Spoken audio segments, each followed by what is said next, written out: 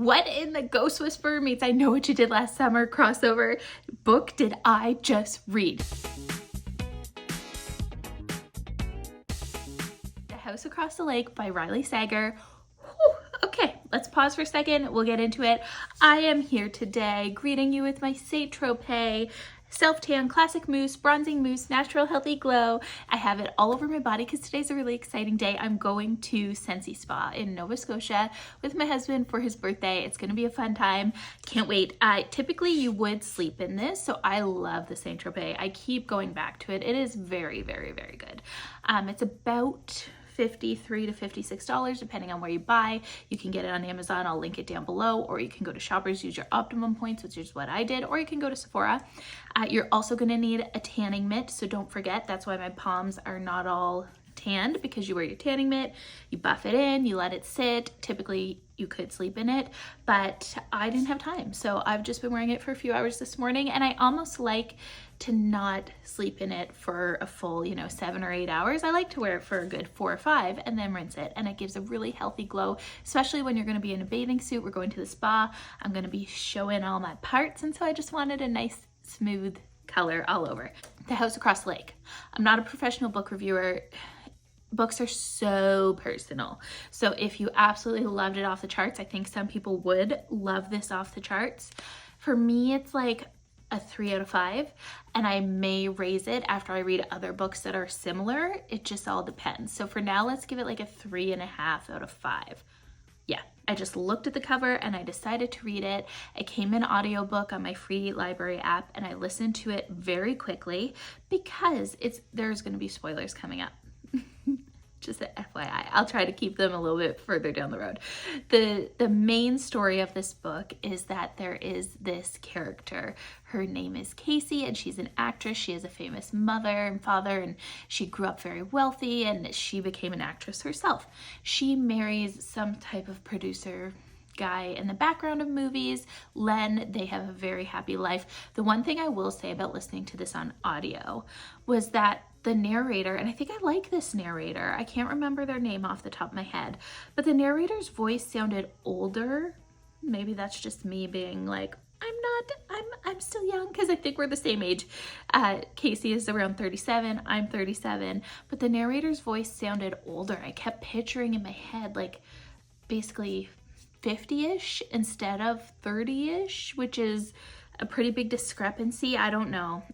Let me know. Am I the only person who thought this way? Then her husband and her go to her family's lake house. It's on Green Lake, and it's this beautiful spot. And he starts talking about maybe we could retire here, blah, blah, blah. We find out at this point that Casey's husband has been deceased for the last year. He actually had a drowning accident in the lake last year. He was fishing, and sadly he passed away. So since this time, Casey has gone a little bit off the hinges. She's no longer working. She's got let go from her position that she had in a play and all of, her movies and stuff like that, because she's become an alcoholic. She's been drinking a lot. She ends up going back to this home and staying there for the summer because her mother really wants her to recover. Her cousin wants her to recover. She does have some support, but she's reeling from Len's death, and she starts spying on neighbors. So she's using her binoculars to take a peek across the lake because she's bored, she's drunk, she's nosy. She starts seeing Tom and Catherine, the wealthy model, and her husband. She's spying on them a little bit. Then you get introduced to Eli, the mature gentleman. I think he's 73. He lives on the lake as well. And then you get introduced to another neighbor who is Boone baby. He just moves in because he's a handyman. And he moves in and is staying at the people who own the house need some work done, and in exchange for him fixing it and that, he gets to stay there. So of course there's the little love interest, there's the little parental figure, and there's the nosiness across the lake. As the story develops, our first big break in the book is going to be when our main character, Casey, discovers Catherine, the wealthy model across the lake, floating in the lake. Not moving. For all intents and purposes, looks like she may have died swimming in the lake. But Casey finds her and she gets a boat out there, but she's also drunk. And I've read some reviews on Goodreads about how the story of the woman who's in the house, who has trauma, who's a drunk, who looks at people with her binoculars and everybody thinks is crazy, is overdone. And I tend to agree. I do tend to agree. I've read a lot of books with this same type of, like, it's just how we build this story of there's this girl, she has trauma, she becomes alcoholic, nobody believes it when she says she saw XYZ. I sort of agree, we've kind of overplayed it, let's move on, but I really like this book. She gets her boat and she goes and she saves Catherine from the water. She pulls her out and she comes back to life. As the week goes on, Catherine comes to visit to say thank you, and there's all these petty little storylines about how much money they have and this and that, and Tom being kind of controlling and Catherine not feeling well. And eventually, as Casey is watching these two, she believes that Tom is not having the best interests in mind when it comes to Catherine, and that maybe he's abusive, maybe he wants her out of the picture, but Tom needs Catherine's money because he's trying to develop this app and she's a model who has all the money, who's funding it. Casey talks to Boone, her neighbor, who is an ex-police officer. He has a storyline that's very sus as well. He was married. His wife tragically passed away by falling down the stairs, and he came home and found her that way, and he was a police officer at the time, and so he had like the FBI or whoever was investigating, and they thought maybe he was involved because the timeline of when she passed away was very close to the time that he went to work that day. So there's sus about that. We just don't know for sure what's going on. He calls in a friend on the police force and they start asking her to look into Tom and Catherine because suddenly one night, Casey's looking through her binoculars. She sees across the lake Tom and Catherine having what seems to be a fight. But then Catherine calls Casey and is like, I'm okay, see? And that's the last you hear of Catherine because the next day, Catherine is MIA. Casey goes over there and is like, where's Catherine? Tom's like, I don't know, blah, blah, blah. She went back to the city maybe because we had a fight. So then she breaks into Tom and Catherine's house and she does a little investigating. She sees Tom is bringing soup to somebody and she's like, where could he be bringing soup? She follows him. He goes to a neighbor's house. He goes in their basement because this whole little lake is like summer homes. So not a whole bunch of people are here in the fall, winter. And there's a big storm coming. Of course, there's a storm a-brewing. He's bringing soup to his wife, Catherine, who's tied up in a neighbor's basement. Tom says, that's not Catherine. And this is where we start to get a little unhinged. But this whole book moves very fast paced, which I like. Except for the first half felt very long. The second half was like, this is not my wife. She looks like my wife. It's not my wife. Turns out, mind-blowing twist of events for a thriller. I love a good thriller. I don't like anything too aggressive with like things against women and stuff. Like it always seems to be the storyline, but I don't like when it gets too into it because it's just, I can't listen to that. But I like a thriller.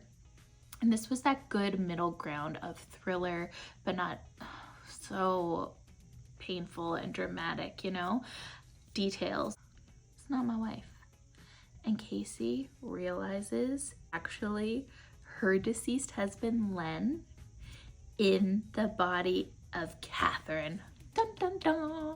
Catherine, that day that Casey saved her from the lake, actually died in the lake, but because Len died in the lake, his soul existed in that purgatory down there and entered Catherine, and he's now in Catherine's body.